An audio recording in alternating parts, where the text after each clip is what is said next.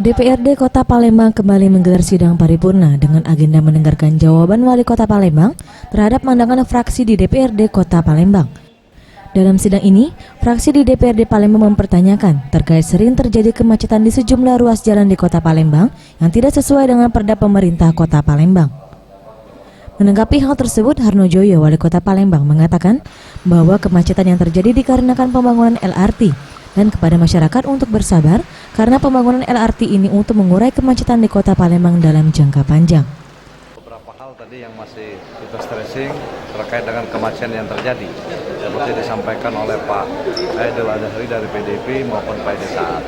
Nah ini tadi seperti kami sampaikan karena hadir pada rapat paripurna adalah semua instansi terkait, jadi kami tegaskan lagi bahwa kemacetan ini yang didampaknya ya oleh LRT ini yang pertama kami sampaikan kan untuk kesabaran kepada masyarakat. Pembangunan LRT ini adalah tujuan kita untuk mengurai kemacetan ini. Ia menambahkan, Pemkot Palembang selalu berkoordinasi bersama Disub, Pol PP dan Polresta Palembang untuk selalu menempatkan petugas di ruas jalan yang dianggap macet dan selalu memantau serta mengurai kemacetan tersebut dengan memberikan pemahaman kepada masyarakat untuk melewati jalur alternatif yang tersedia. Faridu Satria, Septian Rizky, Sriwijaya TV.